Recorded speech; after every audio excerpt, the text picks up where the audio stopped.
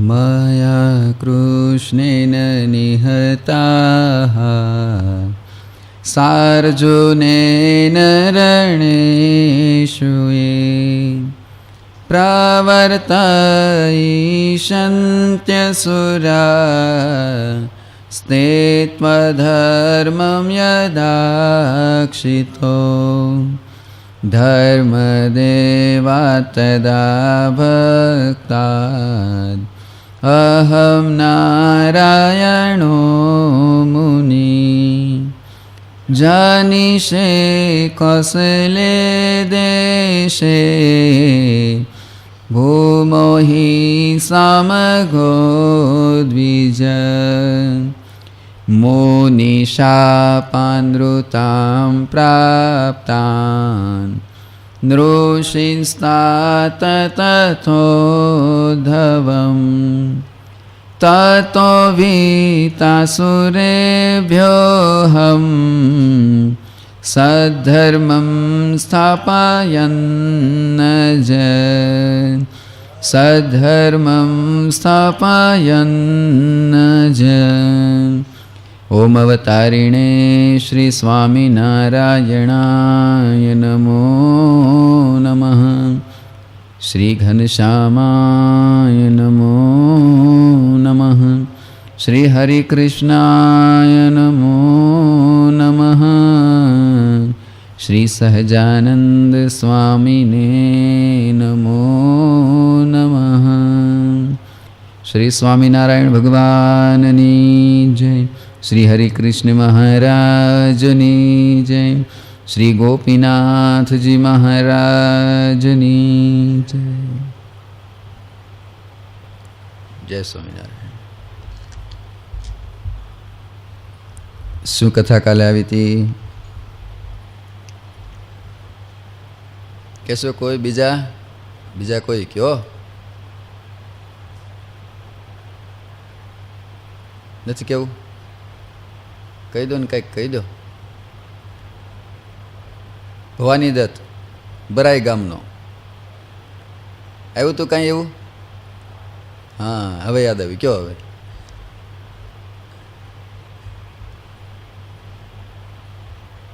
પતિ પત્ની હતા, વૃદ્ધ હતા અને મહારાજે આવીને કીધું કે 20 દિવસ પછી તમને લઈ જશું. હવે યાદ આવ્યું? ન યાદ આવ્યું? મહારાજે કીધું કે 20 દિવસ પછી લેવા આવશું. પછી શું કીધું ભવાની દત્તે? કીધું શું કીધું? હા, સંતો ને ઘોડા ને પાલખી ને ઊંટ ને બગીયું ને બધું લઈને આવજો. જો કથામાં બેહવું પણ યાદ રાખવું. કથામાં તો જ બેઠા કહેવાય કે યાદ હોય તો, નહીં તો ખાલી નિયમ પૂરતા બેઠા કહેવાય. યાદ રાખવાનું. કદાચ યાદ ન આવે પણ પોઈન્ટ મળે ત્યારે તો યાદ આવી જવું જોઈએ ને. કેટલી બધી હિન્ટ આપી તો યાદ ન આવ્યા જ લ્યો. એવું ન થવું જોઈએ. યાદ આવ્યું દિનેશભાઈ? યાદ આવી ગયું ને? તો પછી શું કીધું ભવાની દત્તે? કે હવે આવી રીતે નહીં આવતા એકલા એકલા ન આવતા.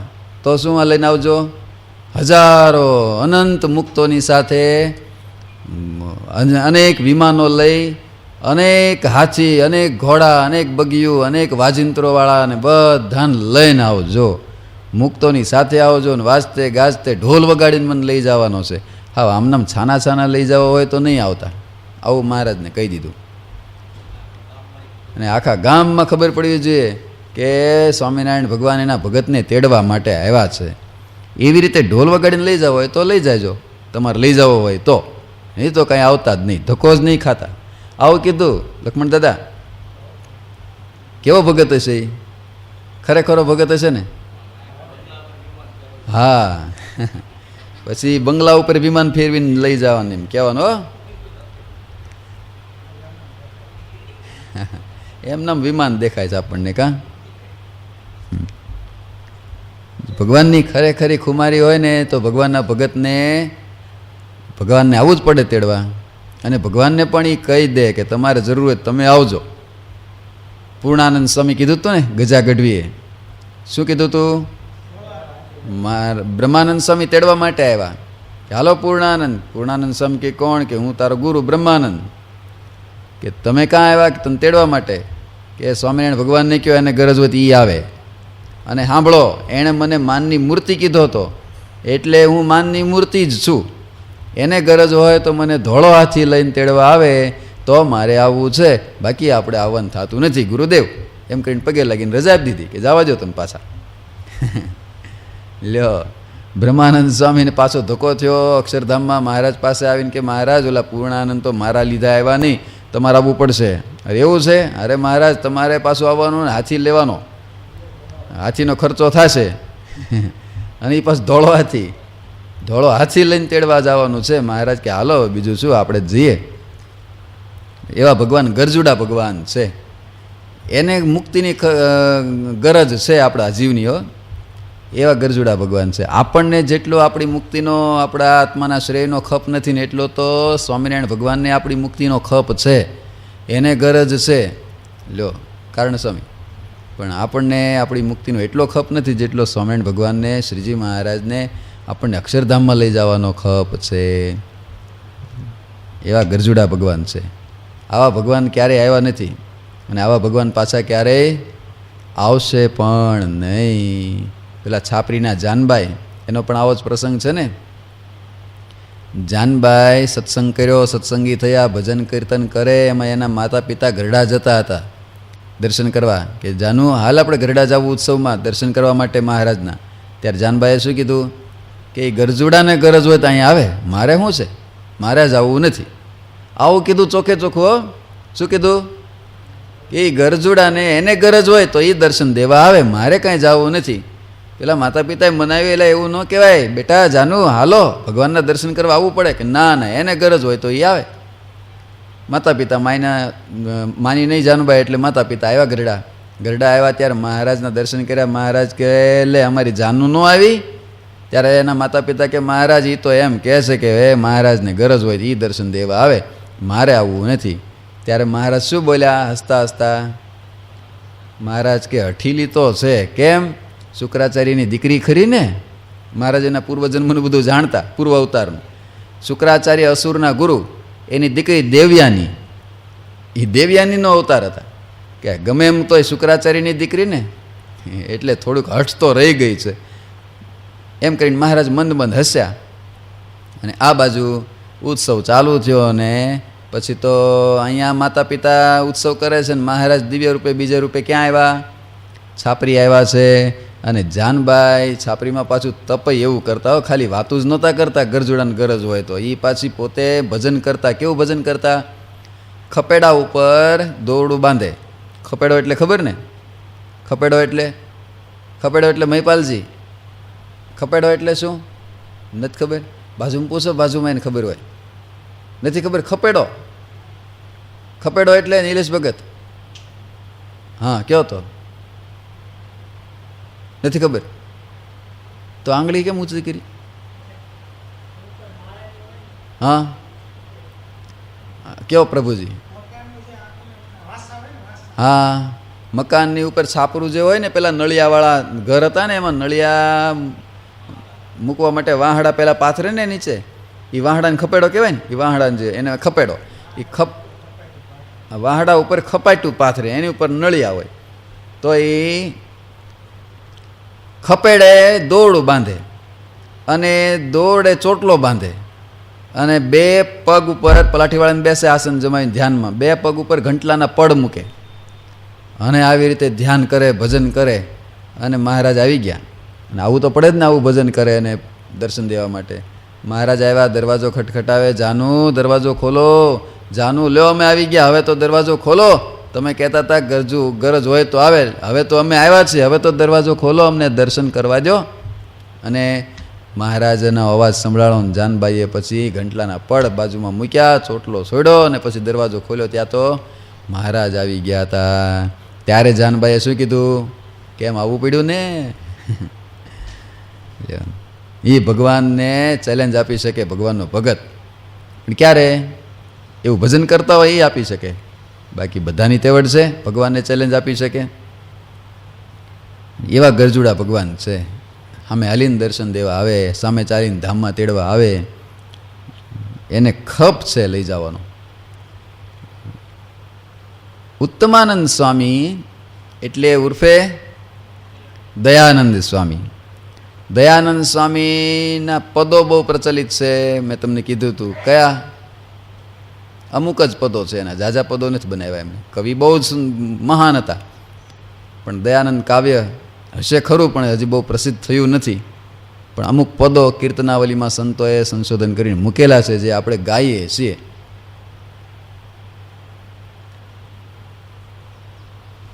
સત્યસાગર સ્વામી તમે કથામાં ગાઓ છો,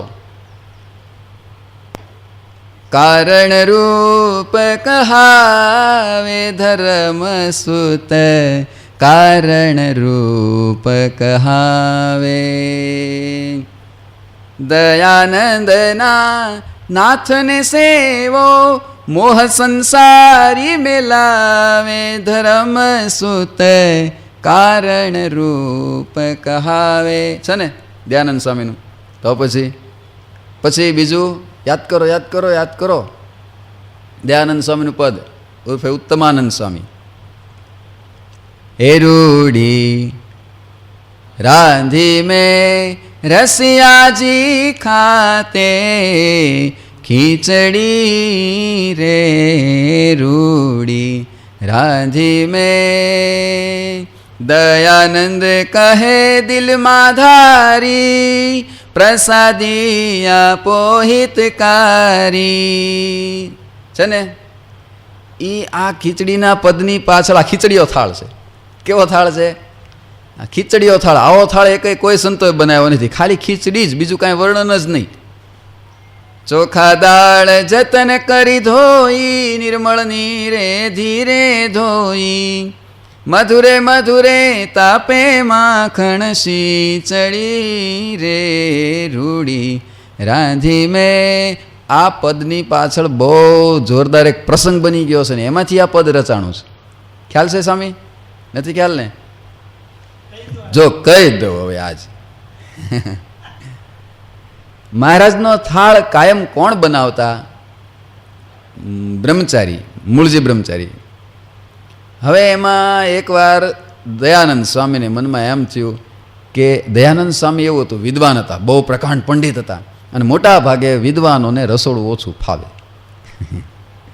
એવું હોય ને, એવું હોય ને, વિદ્વાન બહુ હોય ને, અને ક્યાંક ક્યાંક મોટા ભાગે એવું દેખાય, બહુ મોટા વિદ્વાન હોય ને એને રસોડું ઓછું ફાવતું હોય, માપે માપે, પછી માપે માપે. કારણ કે એને બિચારાને ભણવામાંથી જ સમય ન મળ્યો હોય તો ક્યાં રસોડું બનાવવા જાય.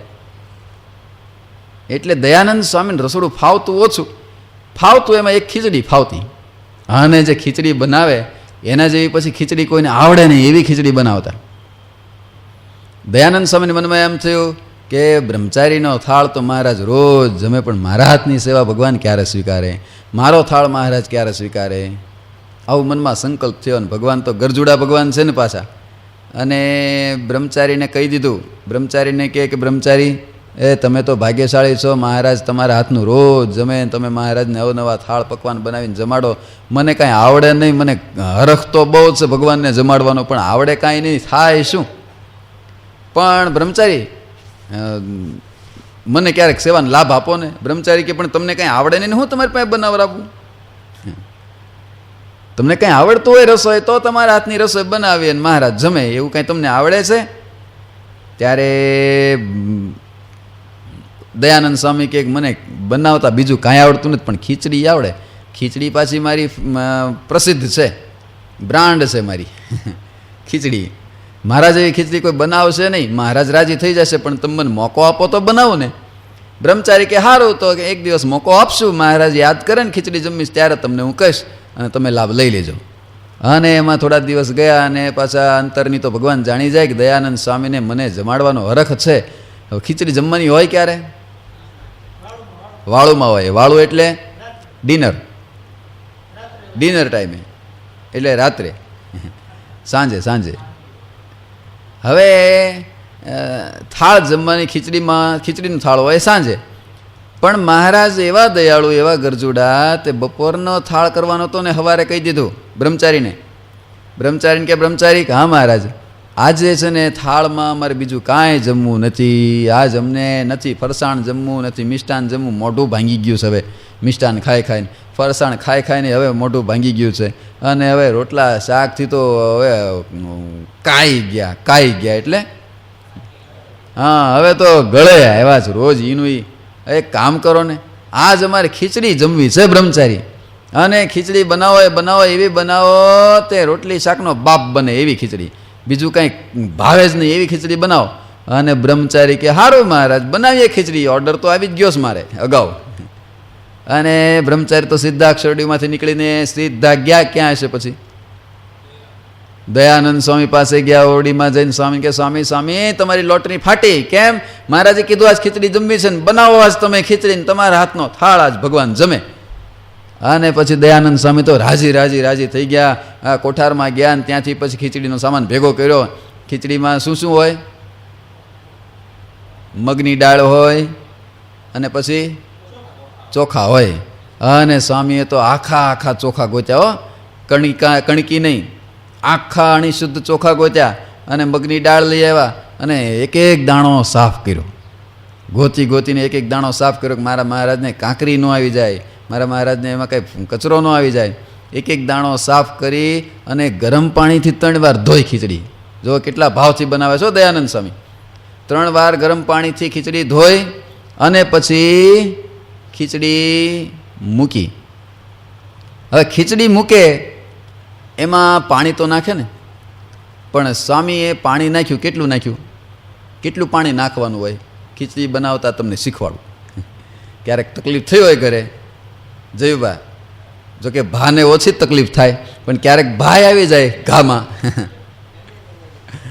એને બનાવવી પડે નહીં તો પછી તો તમને શીખવાડું ખીચડી બનાવતા. બીજું કાંઈ ન આવડે તો ભૂખ્યા તો ન રહેવી એટલું તો શીખી લેવું.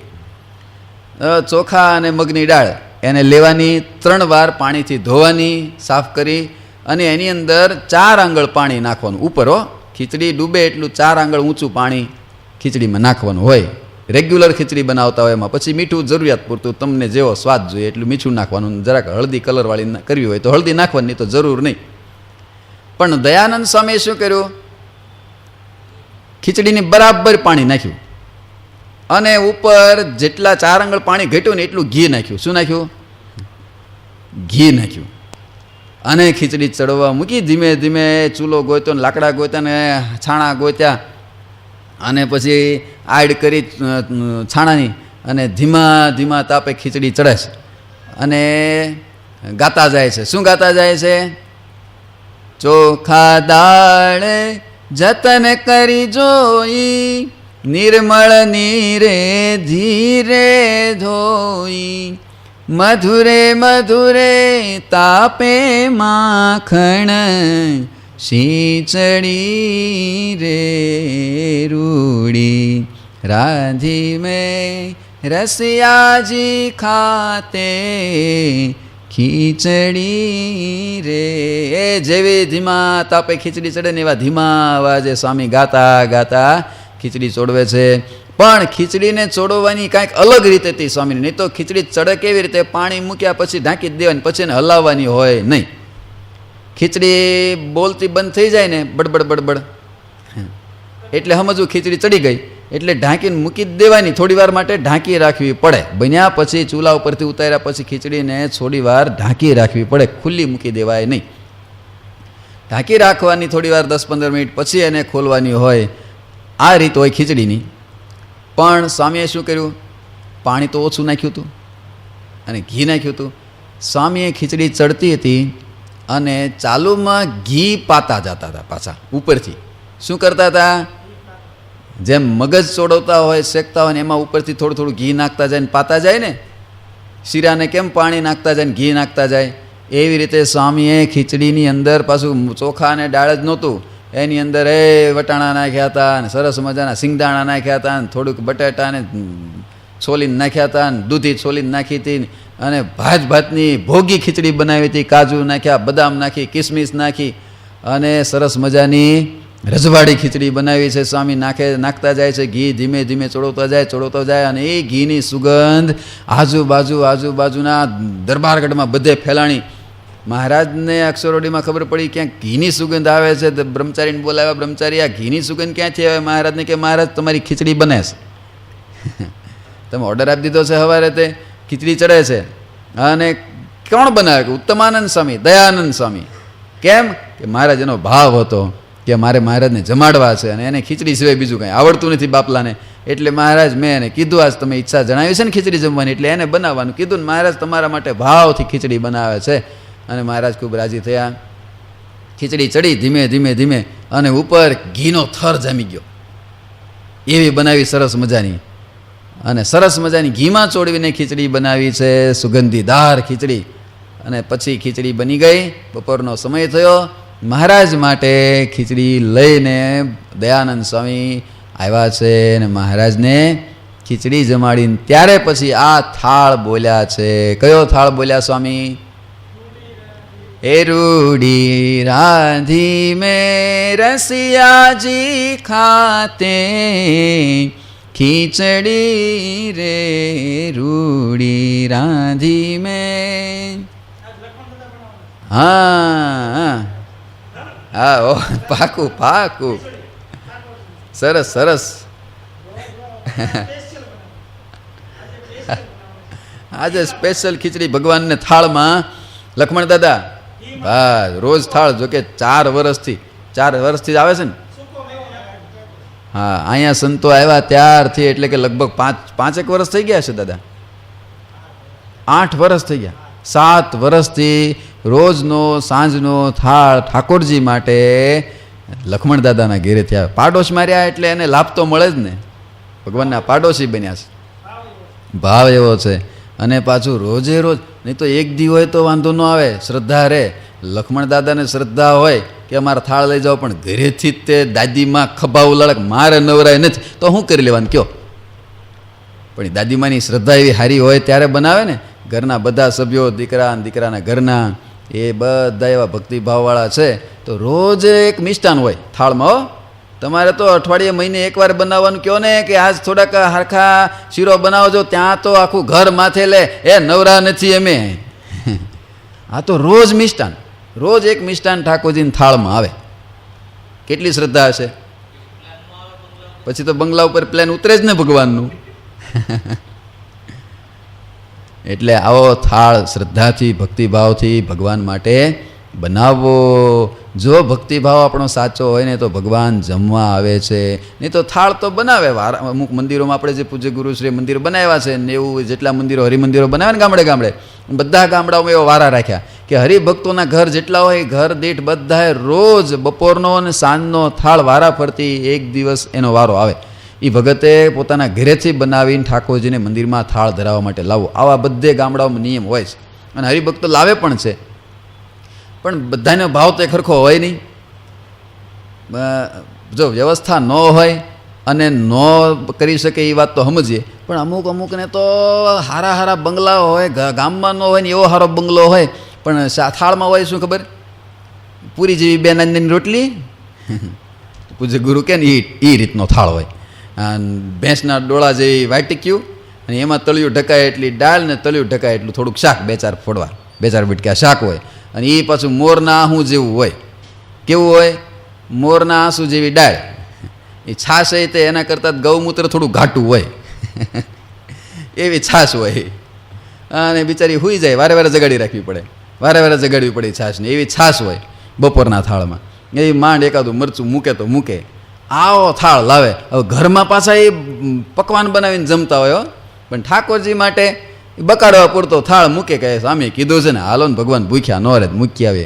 એવી રીતે ન બનાવવું. જો ભગવાને સગવડ આપી હોય, ભગવાને સુખ આપ્યું હોય ને, તો જે દિવસે ઠાકોરજીના થાળનો તમારા ઘેરે વારો હોય એ દિવસે તો તમારા ઘેરે વેવાય આવવાનો હોય ત્યારે કેવા હરખથી બનાવો. એ આજ તો વેવાય આવવાના, શીરો બનાવો ને, લાપસી બનાવો ને, લાડુ બનાવો ને, ભજીયા બનાવો ને, નત નવું કરો. આજુબાજુને ઘરમાં કહી આવો, આજે મારે વેવાય આવવાના છે. આટલું શ્રદ્ધા ને ઉમંગથી બનાવો તો આ તો વેવાયના પણ બાપ છે. સ્વામિનારાયણ ભગવાન કોણ છે? અનંત બ્રહ્માંડોના અધિપતિ પૂર્ણ પુરુષોત્તમ નારાયણ એ ભગવાન મારો થાળ જમવાના કેટલો હરખ હોવો જોઈએ. તો ઠાકોરજી માટે વ્યવસ્થા હોય તો, ન હોય તો તમે રોટલી શાક જમાડો તો પણ ભગવાન જમે જ છે. પણ વ્યવસ્થા હોય તો સારું જ બનાવવું, મિષ્ટાન બનાવવું, એકાદું મિષ્ટાન બનાવવું, અને વધારે શ્રદ્ધા હોય તો ફરસાણ પણ એકાદું બનાવવું ઠાકોરજી માટે. થાળ વ્યવસ્થિત 2 વ્યક્તિ જમી શકે એટલી રોટલી તો મૂકવી.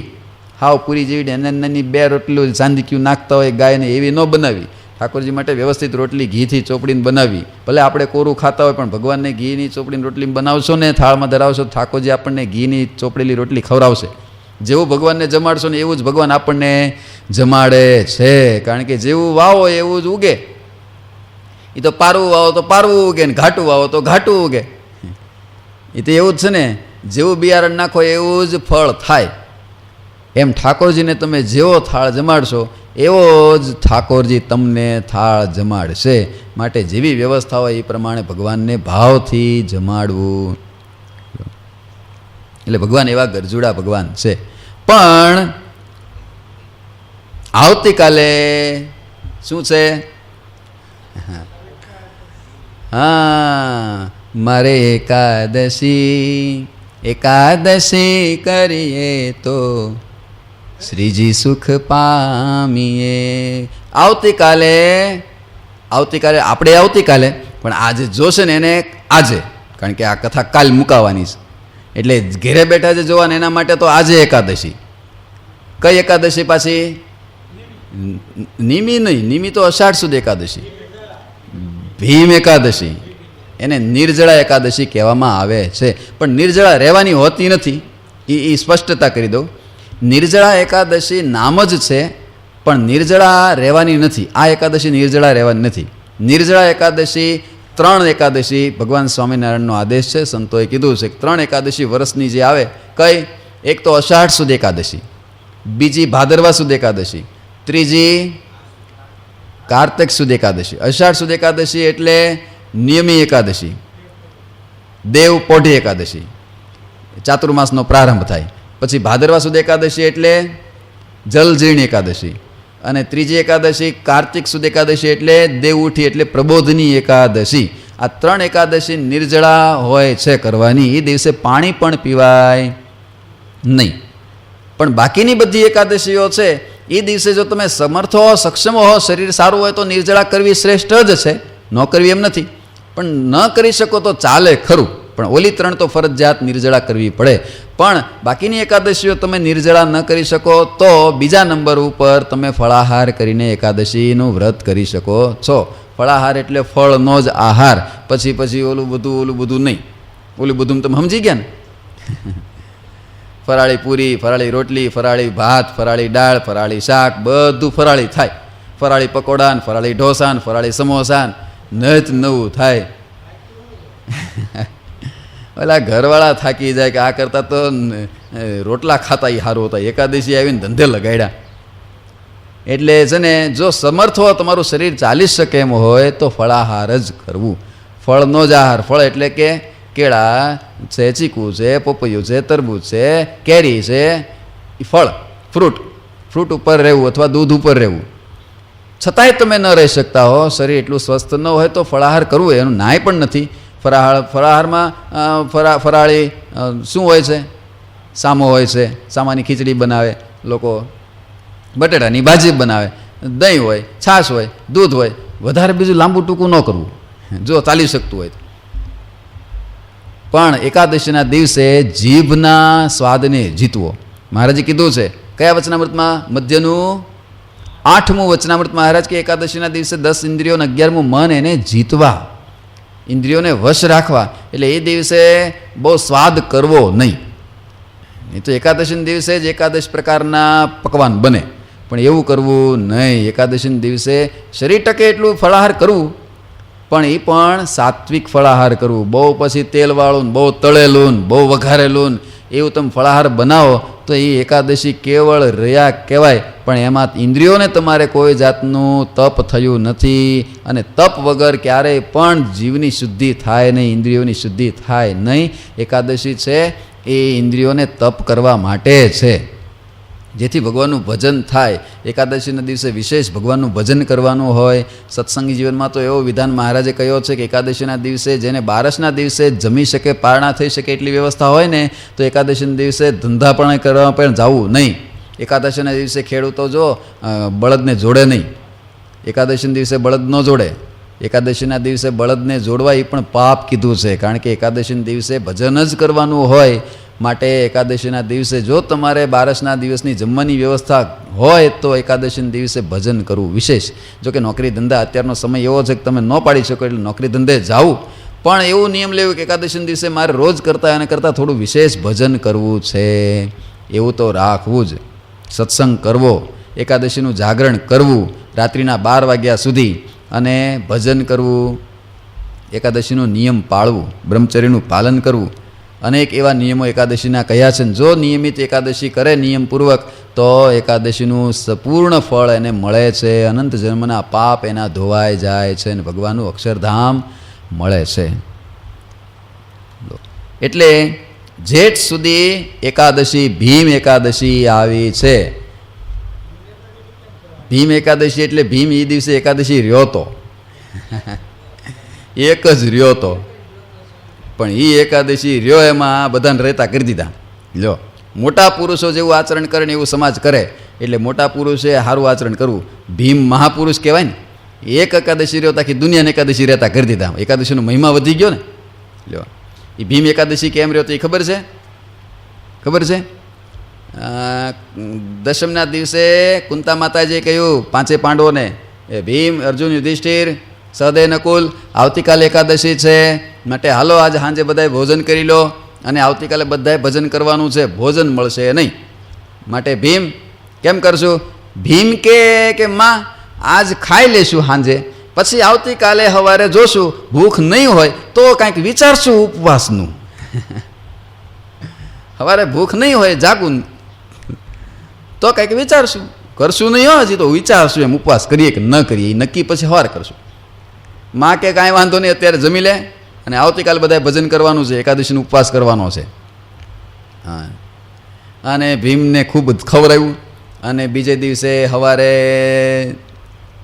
કુંતા માતાએ બધાને જગાડ્યા. હાલો બાળકો બધા જાગી જાઓ, આજે એકાદશી છે ને એકાદશીએ તો વહેલા યમુનાજીમાં સ્નાન કરી ભગવાનનું પૂજન કરવાનું હોય, ભગવાનનું ભજન કરવાનું હોય. માટે આજ જો આપણે પણ એકાદશીએ પૂજન કરીએ છીએ ને અહીંયા, હા એકાદશીએ પૂજન થશે. હવે વચ્ચે યજ્ઞ હતો એટલે આપણે યજ્ઞમાં સમય વધારે દેતા હતા, પણ હવે યજ્ઞ પૂરો થઈ ગયો. પણ હવે એકાદશીનું પણ ઠાકોરજીનું જે પૂજન અભિષેક થાય છે એ પણ આપણે કરીશું. તો એકાદશીએ ભગવાનનું પૂજન કરવાનું છે માટે બધાએ હાલો જાગો બાળકો, નાહી ધોઈ લો અને ફટાફટ પૂજા કરી લો, ભગવાનની માળા કરો. ભીમ જાગે નહીં. ભીમ કે નહીં માં મને ઊંઘ આવે છે. અરે પણ એકાદશી છે, જાગવું પડે, વહેલું ઊભો થા. પણ એકાદશી મારે નથી, મને ભૂખ લાગી. અરે પણ એકાદશી છે, કાલ કેટલું ખાઈ ગયો છો અને વાત નથી થઈ, એકાદશી રહેવાની છે માટે આજ એકાદશી રહેવાની છે, ઊભો થાય નાય.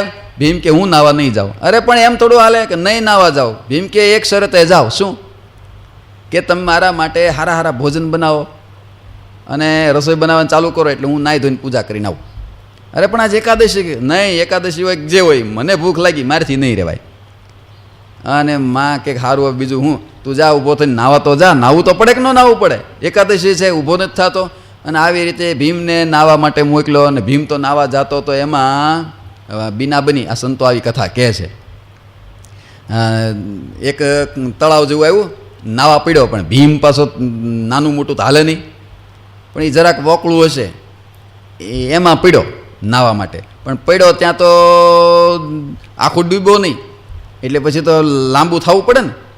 લાંબો થઈને હૂતો અને સૂતો ત્યાં પાણી તો શરીર પલ્યું નહીં. પછી એને વિચાર કર્યો કે એક કામ કરું, આડો પડું એટલે આગળથી પાણી આવે છે, ભરાઈને થોડુંક ડેમ જેવું થાય અને પછી નાવાની મજા આવે. એટલે એ આડો પડ્યો, પાળો કર્યો એને પોતાનો. એમાં પાણી ભરાણું પણ બન્યું એવું, બાજુમાં શિવનું દેરું હતું અને પાણી ભરાણું શિવના દેરામાં ગયું બધું પાણી. અને શિવજીની શિવલિંગ પલ્લી અને ડૂબવા માંડી. ત્યાં તો પાર્વતીજી આકડા વાકડા થઈ ગયા. પાર્વતીજી મહાદેવજીને કે મહાદેવજી આ શું થયું, આપણા ઘરમાં પાણી ક્યાંથી આવ્યું આટલું બધું? ત્યારે મહાદેવજી કે ચિંતા કરોમાં, મારો ભોળો ભગત નાહી છે. મારો ભોળો ભગત છે અને નાય છે. પણ આમ હાલતું હશે, ભગત હોય તે કંઈ આપણા ઘરમાં પાણી ગીરી જાય એટલું નાવાનું. એને કહો શિવજી કે એને મારથી કહેવાય નહીં, ભોળો ભગત છે ને, ભોળા હોય ને પાછા લોટકા હોય એને વતાવાય નહીં. નિલેશ ભગત હોય ને, જેને થોડું ઓછું હોય ને એને વતાવાય નહીં. ઓછું એટલે સમજી ગયા ને ઓછું એને વતાવાય નહીં ને, વતાવો તો પછી માથે ચડી જાય ને, એ પછી જે હાકલો કરે પછી આપણી તેવડ છે ઊભા રહીએ કોઈની પાસે. એટલે શિવજી મહાદેવજી કે સતી એ મારો ભોળો ભગત છે અને એને વતાવાય નહીં, વતાવો તો પછી મારું એ ઠેકાણું રહે નહીં, એટલે મારે કાંઈ કહેવાય નહીં. અરે એમ હાલતા હશે એવો ભોળો ભગત કે તમે ન કહી શકો, તમે પણ એની આગળ હાથ જોડી જાઓ કે ભોળો ભગત છે. ભગત એટલે ભગત, ભગતની ભક્તિમાં ખોટ ન આવે એવો ભગત છે, પણ એને કંઈ કહેવાય નહીં મારાથી. અરે એમ હાલતા છે એવો કેવો ભગત, અરે પણ મહાન ભગત છે, એમ ન ચાલે, હું પરીક્ષા કરું. એ મહાદેવજી કે સારું, પરીક્ષા કરવી છે તમારે મારા ભોળા ભગતની? કે હા. તો શું કરશું? કે મહાદેવજી કે સાંભળો, તમે છે ને ગાયનું રૂપ લો અને હું સિંહનું રૂપ લઉં અને હું તમારી પાછળ ભાગું તમને પકડવા માટે, અને પછી જો મારા ભગતનો પરાક્રમ જોઈ લેજો કેવો લોટકો હશે એ ભગત. અને પછી પાર્વતીજીએ ગાયનું રૂપ લીધું અને શિવજી સિંહનું રૂપ લઈને પાછળ દોડ્યા અને ત્રાડો નાખતા, અને માથાની કેસવાળી હાથ લાંબી અને હાથ લાંબી જીભ, થાળી જેવડા મોટા મોટા પંજા, 5 હાથ ઊંચો એ સિંહ, અને દોડે છે સલાંગો મારતો. અને ગાય તો ભાંભરતી આગળ ભાગે છે બચવા માટે. આ બાજુ ભીમ સબસબાક કરતો હતો, પાણીમાં નાતો હતો, ત્યાં અવાજ સંભળાણો ગાયનો ભાંભરવાનો, અને ગાયનો અવાજ સંભળાણો ત્યાં તો સિંહની ત્રાડ પણ સંભળાઈ. જોયું ગાયની પાછળ સિંહ દોડ્યો છે અને જો નહીં બચાવું ગાયને તો મારી નાખશે, અને અમે તો કૌરવવંશી અને અમે તો ખાનદાન કુળના ક્ષત્રિયોનો ધર્મ છે ગાયની રક્ષા કરવી, અને આજ એકાદશીના દિવસે ગાયને મરવા જ ન દેવાય ને, આજ તો રક્ષા કરવી જ પડે. અને ભીમે શું કર્યું, ત્યાં ખાબોચામાં બેઠો જ બેઠા હાથ લાંબો કરીને સિંહનો ટાંગો પકડ્યો, પસાડ્યો, ધબધી નાખ્યો પાછલા 2 પગ પકડીને. અને સિંહ થોડા હતા, કોણ હતું? મહાદેવજી હતા. ને મહાદેવજી કે માર્યા એણે, આ તો નાખ્યો હેઠો અને ગરોટિયું ખાઈ ગયા. મહાદેવજીને તો હાડકા ખોખરા થઈ ગયા, પણ સિંહ રૂપે હતા, પરીક્ષા કરવાની હતી. આ બાજુ દોડતા ગાય રૂપે તો પાર્વતીજી દૂર ઉભા જોવે છે કે હવે જોઈએ ખેલ. મહાદેવજી કહેતા હતા કે બહુ પરાક્રમી ભગત છે, સુરવીર છે, અને જોઈએ હવે. અને સિંહ રૂપે અને આ બાજુ ભીમ હામાહામી થયા, અને સિંહ રૂપે મહાદેવજી ત્રાડ નાખીને છલાંગ મારીને સીધા જ્યાં પ્રહાર કરવા જાય ત્યાં તો ભીમ ખાલી પૂંછડી જ પકડીને ગોળ ગોળ ફરીને ઘા કરે. 2-3 વાર આવો થયો. મહાદેવજીને તો જીભ બહાર નીકળી ગઈ, અને મહાદેવજીએ પછી વિચાર્યું કે આમ નહીં થાય, બચાવ તો કરવો પડશે. અને મહાદેવજીએ પછી જે તરાપ મારીને એક ડાબા હાથનો પંજો માર્યો અને ભીમના ડાબા પડખાને લઈ લીધો, લોચો કાઢી લીધો, લોહાણ કરી નાખ્યો. અને ભીમ કે માળો ડાબો પડખું ચીરી નાખ્યું, તારી ભલી થાય. અને એમ કરીને સિંહની હામો થયો, અને સિંહના 2 કાન પકડ્યા. 2 કાન પકડીને એવું લીવર દીધું, લીવર દઈને મળ્યું સ્ટેરિંગ, ત્યાં તો સિંહની જીભ બહાર નીકળી ગઈ, અને બહાર નીકળી ગઈને અદૃશ્ય થઈ ગયા સીધા. મહાદેવજી હવે આમાં હાથ નહીં રહેવાય, મારી નાખશે માળો, ભગત ભોળો છે, અને અદૃશ્ય થઈ ગયા. ત્યાં તો ભીમે જોયું કે માળો આ ગયા, સ્ટેરિંગ ગયું ક્યાં? આગુ પાછું વહી ગયું, અને આજુબાજુ ક્યાં ગયો સિંહ ગયો ક્યાં? મૂકવું નહીં હવે, મારું ડાબું પડખું ચીરી નાખ્યું, લોહાણ કરી નાખ્યો. અને આ બાજુ જોવે છે આખું પાછું, ત્યાં તો ઈના ઈ મહાદેવજી પાછળ એક સિદ્ધ બાવાજીના રૂપે બેઠા હતા, ઋષિના રૂપે ધ્યાન કરવા બેસી ગયા મહાદેવજી. લાંબી દાઢી, લાંબી જટા. પાછું વાળું જોયું ત્યાં તો ભભૂત લગાડીને બેઠેલા બાવાજી. અને સમજી ગયો ભીમ કે આ સિંહ તો એ જ આ બાવાજી રૂપે થઈ ગયો છે. અને બાવાજીની પાસે જઈને કે એ બાવલિયા, મારો સિંહ ક્યાં ગયો? સિંહ તે જ ભગાડ્યો છે, બોલ સિંહ ક્યાં ગયો? ત્યારે ઓલા બાવાજી કે મેં સિંહ બી લીધો નથી. અરે પણ તે જ તું જ છો અહીંયા, બીજું કોણ મારા સિંહને ભગાડે? બોલ નગર તારી દાઢી ખેંચી લો. એમ કરીને દાઢી પકડી બાવાજીની, અને મહાદેવજીની આ માળો દાઢી ખેંચી લે છે. અને પછી મહાદેવજી પ્રગટ થયા બાવાજીના રૂપમાંથી, ઋષિના રૂપમાંથી. મહાદેવજી પ્રગટ થયા, ડાક ડમરૂન જટાન ત્રિશૂળ લઈને ઊભા થયા. ભીમ તો પગમાં પડી ગયો, લે મહાદેવજી તમે પધારો, તમે ક્યાં અહીંયા? ત્યારે મહાદેવજી કહે છે કે હા ભાઈ, કે એ ભભૂતવાળો બાવો અને ઓલો સિંહ બીજું કોઈ નહીં, હું જ હતો. એ હું જ હતો. ત્યારે ભીમ કે અરે રે પ્રભુ, તમે તો મારા ઈષ્ટ છો, અને તમે સિંહના રૂપે આવ્યા અને તમે મને માર્યું અને મારો પડખું ચીરી નાખ્યું, જો તો ખરા. ત્યારે ભીમ કહે છે કે પ્રભુ હવે તમારે મને માર્યું છે તો હવે પડખું રિપેર તો કરવું પડશે ને, હરખું કરી દો, હાલો હરખું કરી દો, નકર પછી ખબર છે ને સ્ટેરિંગ ફેરવું હતું. હા, પછી આ ભીમનો ઝપાટો ખબર છે ને તમને, એટલે હરખું કરી નાખો હાલો. અને મહાદેવજી તો પાછા ભગતના ભગવાન હતા ને, મહાદેવજીએ જ્યાં હાથ ફેર્યો ત્યાં પાછું હતું એવું પડખું થઈ ગયું. અને મહાદેવજીએ કીધું છે કે ભીમ સાંભળ, મેં તારું પડખું હવે આ વજ્રનું કરી નાખ્યું છે. અડધું પડખું મેં ચીર્યું હતું, એ હવે પડખું તારું વજ્રનું થઈ ગયું છે. વજ્ર એટલે શું? અરે વજ્ર એટલે કે જેની હારે પસડાઈની કૂચરો થઈ જાય, બાકી એને કાંઈ થાય નહીં. કોઈ પણ તને એ ડાબુ પડખા ઉપર મારે તો પણ તને વાગે નહીં, એવો તને મેં લોઢાનો કરી નાખ્યો છે.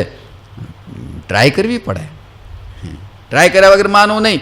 ઊભા રહ્યો અહીંયા હું તમને અડાડું ડાબુ પડખું, પછી કેમ થાય? મહાદેવજી કે ઊભો રહેજે, મને તું પાડી દઈશ, પછી પ્રેક્ટિસ કરવી કરજે. પણ સાંભળ, એકાદશી રહેવાની છે તારે. આજની એકાદશીનું વ્રત આખું કરવાનું છે. જો કરીને નહોતી કરવી એટલે તો ઘરેથી આવ્યો છું મા પાસેથી બાનું કાઢીને નાવાના બાને કે નહીં, એકાદશીનું તારે આજ વ્રત કરવાનું છે. તો ભીમ કે સારું લ્યો, તમે કહેતા હો તો એકાદશી કરું, પણ મને વરદાન આપો, મને તમે વરદાન આપો. આવ્યા છો તો વરદાન દેવું પડે ને, કે વરદાનમાં હવે તને અડધો તો વજ્રનો કરી નાખ્યો, બીજું શું? કે નહીં, મને વરદાન આપો આપો ને આપો, નહીં તો પછી ખબર છે ને લીવર દઉં, પછી તમારું ઠેકાણું રહેતું નથી. એટલે હવે પછી ઝપાટે ચડતા નહીં, આવી ગયા છો હવે વરદાન દઈને જાઓ, એમ ન જવા દઉં. ભોળો ભગત એટલે ભગવાનને માનવું પડે. અને પાર્વતીજી કે પ્રભુ ભોળો ભગત છે, દઈ દો ને વરદાન, બીજું શું? મહાદેવજી પણ હવે વરદાન એમ થોડા દઈ દેવાય, કેટલા યુગો સુધી તપશ્ચર્યા કરે ત્યારે રાજી થાવ ને વરદાન હું આપું. અને હા આમ નામ કે દઈ દો નકર ઝપાટો તમને ખબર છે ને એનો કેવો છે, છૂટો હવે વરદાન દઈને આને હવે ખબર પડી ગઈ તમારો ભગત કેવો છે. એ મહાદેવજી કે સારું માગ વરદાન, બીજું શું? માગી લે તું, માગી આપું. ત્યારે ભીમે શું કીધું? ભીમે કીધું કે સાંભળો પ્રભુ, હું જેટલું જોઉં, જેટલું મારી સામે આવે ને બધું હું ખાઈ શકું એવું મને વરદાન આપો. મારે જેટલું ખાવું એટલું હું ખાઈ શકું, મારું પેટ જ ભરાય નહીં એવું મને વરદાન આપો. ત્યારે મહાદેવજી કીધું જાત તને વરદાન આપ્યું, તારા પેટની અંદર વૃક નામનો અગ્નિ મૂકું છું. બધાના પેટમાં જઠરા નામનો અગ્નિ હોય, પણ તારા પેટની અંદર વૃક નામનો અગ્નિ મૂકું છું. એટલે એ અગ્નિ એવો પ્રજ્વલિત હોય, તું જેટલું ખાશ એટલું હજમ કરી નાખશે. જા, જેટલું ખાશ એટલું હજમ કરી નાખશે, તું જેટલું ધારે એટલું ખાઈ શકીશ. અને ભીમ તો રાજી થઈ ગયો. એટલે ત્યારથી ભીમનું નામ વૃકોદર પડ્યું છે. શું નામ છે ભીમનું બીજું? વૃકોદર. એના પેટની અંદર વૃક નામનો અગ્નિ હતો, એટલે જેટલું ખાય એટલું પચી જાય. ગાડા મોઢે ખાઈ જતો, ઓલા કુંભારના ઘરે રહ્યા હતા ખબર, ત્યારે ગાડા મોઢે બધું ખાઈ જતો ભીમ. વૃકોદર નામ પડ્યું. ત્યારે પછી ભીમ કહે છે સારું પ્રભુ, હવે ભગવાન મહાદેવજી કે પાર્વતીજીને કે હાલો હવે આપણે જઈએ હો કૈલાસ, હવે અહીં ઊભું ન રહેવાને કર પાછું ઝપાટો કરી લેશે. ભીમ કે એમ સરા જતા હતા, જવા નહીં દઉં તો બીજું વરદાન આપો. અરે પણ એક માંડ આપ્યું છે, બીજું શું કામ? તે કાંઈ નથી તપશ્ચર્યા કરી, નથી કાંઈ કર્યું. એટલે તપ નથી કરતો હું? કેવડું મોટું તપ કર્યું, એકાદશી વ્રત હું કરવાનું હા પાડું છું, નહીં તો હું એકાદશી કરું? આવડું મોટું મારું તપ ને તમે વરદાન ન આપો? ઝપાટો જોયો છે ને આપણો. મહાદેવજી ને પાર્વતીજી કે દઈ દો ને હવે પ્રભુ, બીજું વરદાન માગે છે દો ને. અને પછી પાર્વતીજી કે એટલે પછી મહાદેવને માનવું પડે ને કે સારું ભીમ માગી લે બીજું વરદાન, બીજું શું? પણ હવે જો આ બીજું જો વધારે નહીં, હવે નહીં બીજું આપું. સારું પ્રભુ માગી લે. અને ભીમે માગ્યું. શું માગ્યું? પહેલું વરદાન મેં એ માગ્યું છે કે જેટલું જોવે એટલું હું ખાઈ જાઉં, મને ભૂખ એટલી લાગે જેટલું હોય એટલું ખાઈ શકું. અને બીજું વરદાન એ ખાવ હું અને જાય શકું નહીં. મહિપાલજી કેવું વરદાન માગ્યું? ખાવ હું અને જાય શકું નહીં. એ પ્રોબ્લેમ મને ન થાય એમ. ખૂબ ખાવ, ખૂબ ખાવ, ખૂબ ખાવ, અને હું ખાવ અને જવાનું શકું નહીં ને આવું ગોઠવી દો પ્રભુ તો કામ થઈ જાય. મહાદેવજી મોઢે આડો હાથ દઈને દાંત કાઢે છે કે આ કેવું માગ્યું, એ આવું મગાય દેવું છે કે નહીં? ડોળા કાઢ્યા. માગવું ને પાછું ડોળા કાઢવા લ્યો. ભીમનો ઝપાટા જ જો. અને એમ પાર્વતીજી કે પ્રભુ દઈ દો ને આ છટકો અહીંથી હવે ભોળા ભગતની પાસે જ દઈ. અને પછી મહાદેવજી કીધું કે તથાસ્તુ, જા તું ખાન શકુની જાય. અને પછી તો ભીમ પલાઠો વાળીને બેહે. આ બાજુ ભીમ ખાવા બેહે ને પેલી બાજુ શકુની દાદા મામા ડબલું ગોતે. અને બિચારાને ક્યારેક તો એવું થઈ જતું, કલાકો ને કલાકો અંદરની અંદર બેઠું રહેવું પડતું, કારણ કે આ બાજુ ભીમ ખાવાનું બંધ કરે તો બહાર નીકળાય ને. આ બાજુ ઇનલેટ ને ઓલી બાજુ આઉટલેટ ચાલુ જ, ઇનપુટ ને આઉટપુટ હારો હારે. ક્યારેક પછી એવું યુદ્ધની અંદર પણ શકુની હાથ ન રહેતા હોય ને ત્યારે પછી ભીમ શું કરે ખબર? ખાવા બેસી જાય લાડવાનો થાળો લઈને, અને શકુની દાદા શકુની મામા હાથમાં તલવાર લઈને દોડ્યા આવતા હોય, ત્યાં આ બાજુ ભીમ લાડવા ચાલુ કરે અને શકુની ગડગડ ગડગડ ગુડગુડ થાય અને તલવાર બાજુમાં પડી રહે. અને દુશાસન કે દુશાસન ભાણિયા હવે ગુડગુડ ગુડગુડ ગુડગુડ થાય છે. અરે પણ સામે યુદ્ધ લડાય છે, અરે યુદ્ધ બુદ્ધ બધું પછી ડબલું ગોત અને તલવારના ઘા કરીને શકુની મામાને ડબલું લઈને જવું પડતું. આમ ભીમ ખેલ કરતો, શકુનીને આમ ન પોગાય તો આમ પોગતો ભીમ. આવા ખેલ કર્યા. હા, પછી તો બિચારા કોઠારી સ્વામી એવું કહેતા, પણ કહેવાય નહીં. કારણ કે ભીમ ખાય ઓછું તો નહીં, ઓછું જ ખાય નહીં. અને પછી શકુની મામાને બિચારાને જવું પડતું દિશાએ, પછી તો ખાય એટલું પછી આઉટપુટ તો થાય ને. પછી ઝાડવા ઉપર ચડીને બેહવું પડતું, સમજાણું? નહીં તો દટાય જાય. ન થાય એવું? થાય કે ન થાય? આ પૂજ્ય કોઠારી સ્વામી કહે છો હસાવવા માટે. એટલે બનેલું ખરું, ભીમ એકાદશી રહ્યો હતો, અને એકાદશીના બદલામાં વરદાન લઈ લીધા એણે. શકુની મામાને કાયમની અપડાઉન ગોઠવી દીધું. કલ્પના કરો, એ ભીમની એકાદશી એટલે આપણે રહેવાની છે. કઈ એકાદશી? ભીમ એકાદશી. એ ભીમ એકાદશીનો મહિમા પદ્મપુરાણમાં વ્યાસ ભગવાને લખ્યો છે. એ આજે આપણે વાંચવો છે. ભીમ એકાદશીનો મહિમા કેવો મહિમા છે જોજો પદ્મપુરાણની અંદર. સાંભળજો, વ્યાસ ભગવાને લખ્યો છે. ભીમસેને પૂછ્યું છે, હે પિતામહ, હે વ્યાસજી. વ્યાસ નારાયણ અને ભીમસેનનો સંવાદ છે પદ્મપુરાણની અંદર. અને એમાં હવે જે ભીમ એકાદશી, જેને નિર્જળા એકાદશી આપણે કહીએ છીએ, એ એકાદશી જેઠ સુધી એકાદશી. ભીમસેન કહે છે, હે પિતામહ, હે વ્યાસજી, આ મારા ચારે ભાઈઓ, મારા કુંતા માતા અને દ્રૌપદીજી ક્યારે એકાદશીને દિવસે ભોજન કરતા નથી, ને મારે એની ભેગું ભેગું પછી ભૂખ્યું રહેવું પડે છે. કારણ કે એકાદશી હોય એટલે પછી ઘરમાં અનાજ બને નહીં, ભીમસેનને ભૂખ્યા રહેવાય નહીં. એટલે એ દિવસે એને બિચારાને ઉપવાસ કરવો પડતો. એટલે વ્યાસનારાયણ પાસે દોડીને આવ્યો ભીમસેન કે, પ્રભુ, એ દાદા, આ કંઈક દયા કરો ને, મારા ઘરમાં મારા ચારે ભાઈઓ, મારા કુંતા માતા, આ દ્રૌપદી એકાદશીના દિવસે કાંઈ અનાજ બનાવતા નથી, જમતા નથી, પણ મારાથી ભૂખ વેઠી શકાતી નથી, મારાથી ભૂખ્યું રહેવાતું નથી. તેથી વગર ઉપવાસે એકાદશીનું ફળ મળે એવો કંઈ ઉપાય બતાવો ને. એ બધા ભલે ભૂખ્યા રહે, પણ હું ભૂખ્યો ન રહું અને ખાવ ખૂબ, અને છતાંય એને એકાદશીનું જે ફળ મળે ને એવું મને મળે, એવું કંઈક ઉપાય બતાવો ને પ્રભુ. કાંઈક દયા કરો, કાંઈક દયા કરો, મારાથી ભૂખ્યું રહેવાતું નથી. હાથ જોડી ગયો વ્યાસનારાયણ પાસે ભીમસેન. હો, આવું ભીમસેનનું વચન સાંભળી વ્યાસજી બોલ્યા છે કે, જો તને સ્વર્ગ વાલું હોય અને નરક અનિષ્ટ હોય તો બંને પક્ષની એકાદશીએ ભોજન કરાય નહીં. લ્યો, વ્યાસનારાયણે સાચી સલાહ આપી કે ભીમ, તારે જો પરલોકનું સાચું સુખ લેવું હોય, સ્વર્ગની વાત ક્યાં કરે, ભગવાનનું ધામ પામવું હોય તો બંને પક્ષની, સુદ અને વધ બંને. નહીં તો અમુક એવું માને કે સુદ પક્ષની એકાદશી જ રહેવાય, વધ પક્ષની ન રહેવાય. મહારાજ કે યથા શુક્લા તથા કૃષ્ણા. નારાયણ ગીતામાં કીધું છે કે જેવી રીતે શુક્લ પક્ષની એકાદશીનો મહિમા છે એવો જ વધ પક્ષની એકાદશીનો પણ એવો જ મહિમા છે, જરાય ઓછો મહિમા નથી. એટલે ભીમસેન કહે છે કે મારે કંઈક એકાદશીના ઉપવાસ વગર ફળ મળે એવું કંઈક કરી દો ને. વ્યાસનારાયણ કહે છે, ભીમસેન, એવું શક્ય બને નહીં. તારે જો ભગવાનનું ધામ પામવું હોય, સુખ પામવું હોય તો બંને પક્ષની એકાદશીએ અન્નનો આહાર કરી શકાય જ નહીં. અન્નનો આહાર એકાદશીએ જે કરે છે, અનાજ જમે છે, એ અનાજ નથી જમતો પણ શું ખાય છે?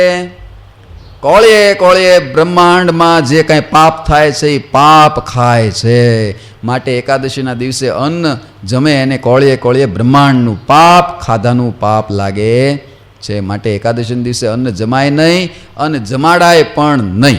અન્નદાનનો મહિમા બહુ છે, પણ એકાદશીના દિવસે આપણા વડીલો એવું માને કે સંતો પણ કે એકાદશીના દિવસે અન્ન જમાય નહીં, એમ અન્ન જમાડાય પણ નહીં. જમવામાં પાપ છે એમ જમાડવામાં પણ પાપ છે. એ દિવસે ફળાહાર આપી દેવું, કોઈ અન્નાર્થી આવે, ભિક્ષુક આવે તો, પણ અનાજ તો એ દિવસે ખાવા દેવાય નહીં. અન્ન જમાય નહીં એકાદશીના દિવસે. એટલે બહુ સાવધાની રાખવી. એકાદશીના દિવસે એકાદશીનો ઉપવાસ તો કરવો જ, અનાજ તો જમવું જ નહીં. ન રહી શકો તો ફળાહાર કરો, પણ અનાજ જમાય નહીં. એટલે ભીમને કીધું છે વ્યાસ ભગવાને કે ભીમ ન ચાલે, ઉપવાસ તો કરવો જ પડે, અનાજ જમાય નહીં. ભીમસેન કે પિતામહ, દિવસમાં એક વખત ભોજન વગર પણ હું નથી રહી શકતો, તો પછી 2 વખત તો કેમ ભૂખ્યો રહી શકું પ્રભુ? કાંઈક દયા કરો ને, મરી જાય શું? હું કેવો લેવાઈ ગયો, આમ જો મારું શરીર એક તો દુબળું. હે હા, અને આ તમે એકાદશીનો મહિમા કહી દીધો, આમનામ બળતરામાં હું દુબળો પડી ગયો. એટલે કાંઈક દયા કરો ને, 1% હું નથી રહી શકતો ભૂખ્યો, એમાં તમે 2% એકાદશીના દિવસે ભૂખ્યા રહેવાનું કહો છો. ધર્માનંદનજી, કેમ રહેવાશે મારાથી? અને સાંભળો, મારા પેટમાં વૃક નામનો અગ્નિ છે, જેથી ખાધા વગર તો રહેવાય એવું નથી મારાથી. જેથી કોઈ એવો ઉપવાસ કહો કે મારું કલ્યાણ થઈ જાય. લ્યો, આખા વર્ષમાં બધી એકાદશી નહીં, પણ એક એકાદશી એવી હોય એવું કહી દો તો એક ઉપવાસમાં મારું આખા વર્ષનું ફળ મળી જાય. એટલું જ કયો. ઢીલો પડ્યો થોડોક ભીમ, કે એક દિવસ તો કરું, બસ 12 મહિનાની બધી એકાદશી ન કરું, એક દિવસની એવી એકાદશી કહો કે એ એકાદશીનો ઉપવાસ કરું તો મને બધાનું ફળ મળી જાય. પણ જો ભીમ માટે છો, આપણા માટે નહીં. તો એમ કે જો આવતી આ એક ભીમ એકાદશી એક રહી દો એટલે પછી બધી એકાદશીનું ફળ મળી ગયું, પછી એક એકાદશી ન રહીએ તો હાલે. જોયું બા, એવું નથી. આ ભીમ માટે જ છે, આપણા માટે નહીં. આપણે તો બધી એકાદશી રહેવી, વદ પક્ષ સુદ પક્ષ બધી. એટલે ભીમે પૂછ્યું છે કે એક જ ઉપવાસ કરું ને બધી એકાદશીનું ફળ મને મળી જાય એવું કહો. ત્યારે વ્યાસ ભગવાને કહ્યું છે કે હે ભીમ સાંભળ, મનુસ્મૃતિ અને વેદમાં કહેલા ધર્મો તે સાંભળેલા છે બધાય, એ બધાય આ કળિયુગમાં પાળી શકાય એવા નથી. એટલે ઓછા ખર્ચમાં સુખેથી થઈ શકે એવું વ્રત હવે હું તને એક કહું છું. લો, કલ્યાણ કરવા માટે મનુસ્મૃતિની અંદર ને વેદની અંદર અનેક બીજા અનુષ્ઠાનો, અનેક વ્રતો, અનેક ઉપવાસો, અનેક ધર્મો કહેલા છે, પણ એ કળિયુગની અંદર શક્ય નથી. એ બધું સતયુગના ધર્મો મનુસ્મૃતિમાં એમાં કયા છે, કળિયુગની અંદર શક્ય નથી. એટલે કળિયુગની અંદર ઓછા ખર્ચે, ઓછી મહેનતે કલ્યાણ થાય અને વ્રત થઈ શકે એવું વ્રત હું તને હવે કહું છું. સાંભળ. 2 પક્ષની એકાદશીઓને દિવસે નિરાહાર રહે છે તેને તો નરક ક્યારેય ભોગવવું પડતું જ નથી. લો, પહેલો તો આ સિદ્ધાંત છે. સુદ પક્ષ, વદ પક્ષ બંને એકાદશીઓ, 12 મહિનાની 24 એકાદશીઓ જે રહે છે ઉપવાસ કરીને, એને ક્યારેય નરકની યાતના ભોગવવી પડતી જ નથી. આ કથા આપણે સાંભળેલી, ખબર? અવધ પ્રદેશના પરચામાં ધુવા ગામનો લુહાર બિંદો, લુકી એને યમદૂતો ભૂલમાં લઈ ગયા હતા. લઈ જવાનો તો બીજા લુકીને લેવાઈ ગયો આ લુકી. એટલે એક નામના 2 લુકી હતા, એટલે એડ્રેસ ચેન્જ થઈ ગયું યમદૂતને, અને ભૂલથી બીજાને લેવાઈ ગયો. યમપુરીમાં લઈ ગયા. યમપુરીમાં લઈને પાછા આવતા હતા મૂકવા માટે. યમરાજ કે ભાઈ આ તો ભૂલ થઈ ગયા, અને પાછો મૂકી આવો. પાછો મૂકવા આવતા હતા ત્યાં એક યમદૂત સામે મળ્યો, અને યમદૂતે શું કીધું? એટલે લે લુકી, તું અહીંયા? હું અહીંયા, પણ તું કેમ અહીંયા? કે હું તો થોડા દી પહેલાં મર્યો હતો ને, પણ પાપ બહુ કર્યા તમે, એટલે મને યમદૂત અહીંયા લઈ આવ્યા છે, અને મને યમપુરીમાં યમલોકની અંદર મને યમ બનાવીને રાખ્યો છે, અને મારી પાસે એનું બધું કામ કરાવે છે યમલોકમાં. બહુ પાપી માણસ હોય ને એને પછી યમ બનાવી દે. ખબર? સ્કૂલની અંદર બહુ તોફાની હોય ને એને પછી મોનિટર બનાવી દે. બહુ હાથ ન રહેતો એને પછી જીએસ બનાવી દે. પછી ક્યાં જાય? હાણસીમાં આવી જાય, સીધો દોર થઈ જાય. બધા જીએસની વાત નથી હો, તમે બધા પાછું વળું જોતા નહીં. આ તો કોક એવા હોય. એટલે બહુ ખેપાની માણસ હોય ને, માથા ભારે હોય ને, એ પછી યમદૂતના હાથમાં ન આવે, અને પછી યમલોકની અંદર યમ બનાવી દે અને યમલોકના કામ કરાવે. એટલે આ યમ કહે છે કે હું તારા ગામનો જ છું, લુહાર, તારો જ્ઞાતિભાઈ. થોડા દિવસ પહેલાં મર્યો તો, યાદ કર મારું આ નામ. પણ હું મર્યો, બહુ પાપ કરેલા ને, એટલે પછી યમપુરીમાં મને યમ બનાવી દીધો છે, અને યમલોકની મારી પાસે કામ કરાવે. શું કામ કરાવે? કે હું પહેલાં લુહાર હતો ને, એટલે મારી પાસે અહીંયા લુહારી કામ જ કરાવે છે. શું કામ કરાવે કે પાપી જીવને લેવા જવાનો હોય ને તો એને લઈ જવા માટે લોઢાના પાસ, લોઢાની સાંકળો, લોઢાના હરિયા અને હથિયારો બધા મારી પાસે બનાવરાવે છે. અને એ કામના ઓર્ડર મારી પાસે ડાયરી ભરાઈ ગઈ છે. એટલે નવરો જ નથી રહેતો અહીંયા, એટલા બધા ઓર્ડર આવી ગયા છે. અહીંયા ધંધો ધોમ હાલે છે મારે. હા તે કે પણ શું કે સંદેશો તું પાછો જાશો ને ધુવા ગામમાં? હા પાછો જાઉં છું.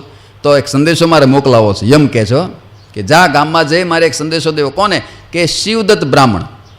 શિવદત્ત બ્રાહ્મણ છે એને સંદેશો આપજો. શું કે એણે પાપ કર્યું છે. એક પાપી નીચ જાતિની સ્ત્રીને પોતાના ઘેરે બેસાડી છે. પોતે બ્રાહ્મણ છે પણ નીચ હલકી જ્ઞાતિની સ્ત્રીને પોતાના ઘરમાં બેસાડી છે અને કુકર્મ કરે છે. અને ગામને જ્ઞાતિને એવું કીધું છે કે આ બ્રાહ્મણ છે. આવું ખોટું બોલીને એ નીચ જાતિની સ્ત્રીને પોતાના ઘરમાં રાખીને પાપ કરે છે. અને પાપના ફળ રૂપે થોડા દિવસમાં એનો દેહ પડશે. અને એને લઈ જવા માટે યમદૂતની અંદર યમપુરીમાં યમદૂતોએ મને ઓર્ડર આપ્યો છે હાંકળો બનાવવાની. એના માટે એ શિવદત્ત માટે હું હાંકળો બનાવું છું, લોઢાના પાસ બનાવું છું, લોઢાની ગદાઓ બનાવું છું એને પકડીને લાવવા માટે, મારવા માટે. એટલે એને કહી દેજો. શું? જોજો એકાદશીનો મહિમા આ આવેલો થોડા દિવસ પહેલાં, પણ રિપીટ કરું છું. શું સંદેશો આપવાનો? કે હું 15 દિવસ મહેનત કરું ને હાંકળ બનાવું એને મારવા માટે, પકડવા માટે. પણ 15 દિવસે આવતી એકાદશીનું વ્રત પાછો એ કરે શિવદત્ત. એકાદશીનું વ્રત કરે ને તો એ વ્રતના ફળ રૂપે અહીંયા મેં એના માટે જે હથિયાર બનાવ્યા હોય હાંધા તૂટીને કચરો થઈ જાય છે. એટલે પાછી 15 દિવસ મહેનત મારે ફરીવાર કરવી પડે છે. આમ તો હું થાકી ગયો છું. હવે કેટલી એકાદશી વહી ગઈ, 15 દિવસે એકાદશી આવે ને શિવદત્ત એકાદશીનું વ્રત કરે. આમ પાપ કરે 15 દિવસ, અને 15 દિવસે એકાદશી આવે ને એકાદશીનું વ્રત કરે છે. એટલે એ એકાદશી વ્રતના પુણ્ય પ્રતાપે એના પાપ બધા ધોવાઈ જાય છે. અને એના માટે હું અહીંયા જે લોઢાના પાસ, લોઢા હથિયાર બનાવું છું એ બધા તૂટીને જુદા પડી જાય છે. એટલે મારે વારે મહેનત કરવી પડે છે. હું થાકી ગયો છું. હવે એને કહો ભાઈ સાહેબ કાં પાપ બંધ કરે અને કાં એકાદશીનું વ્રત બંધ કરે. એટલે એક નિવાડો તો આવે. તું એકાદશી કરે એટલે તારા હથિયાર તૂટી જાય છે અહીંયા તારા માટે બનાવેલા. એટલે એકાદશીનું વ્રત બંધ કરી દે. અને જો એકાદશી રહી હોય તો આ પાપ કરવાનું બંધ કરે અને ડોસીને ઘરમાંથી કાઢ. આને સંદેશો આપજો, જાઓ. અને લુકી આવ્યો શિવદત્તને કીધું, શિવદત્ત તારા માટેને હથિયારો તૈયાર થાય છે, પણ એકાદશીનું વ્રત કરે છો ને એના પ્રતાપે હથિયારો તૂટી જાય છે. માટે તને સંદેશો યમપુરીમાંથી મોકલાયો છે યમરાજે કે તું કાં પાપ બંધ કરી દે અને કાં એકાદશીનું વ્રત બંધ કરી દે. ઓલી ડોસીને બહાર કાઢ ઘરમાંથી, નહીં તો યમદૂતમાં તને યમપુરીમાં મારીને લઈ જશે. હું જોઈને આવું છું. મરી જાશ, મરી ગયો માનજે, ચીરી નાખશે. અને બધું યમપુરીના દુઃખનું વર્ણન કર્યું, ખૂબ કીધું. પણ શિવદત્ત એકનો બે ન થયો કે હશે જે હોય પણ મારાથી એ થાય નહીં. ડોસીને ન કાઢી પણ એકાદશી રહેવાનું બંધ કર્યું ભાઈડાએ. લો કલ્પના કરો એકાદશીનો મહિમા કેટલો છે. યમદૂતના હથિયારો તૂટી જાય. એટલે એકાદશીનું વ્રત તો અવશ્ય કરવું જ. એટલે અહીંયા કીધું છે વ્યાસ ભગવાને ભીમને કે ભીમ બંને પક્ષની એકાદશીનું વ્રત જે કરે છે એને ક્યારેય નરક ભોગવવું પડતું નથી, યમપુરી ભોગવવી પડતી નથી. આવા વચનો સાંભળી ભીમ ભયથી કહેવા લાગ્યો, હે પ્રભુ ઉપવાસ કર્યા વગર ફળ મળે એવું કાંઈક કયો ને. આ પાછું ઉપવાસનું કાં લાવ્યા? ભીમ રાડ નાખી ગયો કે હું તમને ઉપવાસ કર્યા વગર ફળ મળે એવું પૂછું છું, એવું વ્રત કયો. અને તમે આ બે પક્ષની ઉપવાસનું વાત કરો છો. મારાથી એક ટકઈ ભૂખ્યું નથી રહેવાતું. હવે કાંઈક કયો, ખાઈને ઉપવાસ થાય એવું કયો. ખાધા પછી ઉપવાસ થાય એવું કયો. ત્યારે વ્યાસ ભગવાન કહે છે, સાંભળ હવે, જેઠ સુદ એકાદશીનું વ્રત પ્રયત્નપૂર્વક કરવું. સાંભળ, તારા માટે જ છે, એક બીજા માટે નહીં. તારા માટે એક તને કહું છું ભીમ, જેઠ સુદ એકાદશીનું એક વ્રત તું કરજે.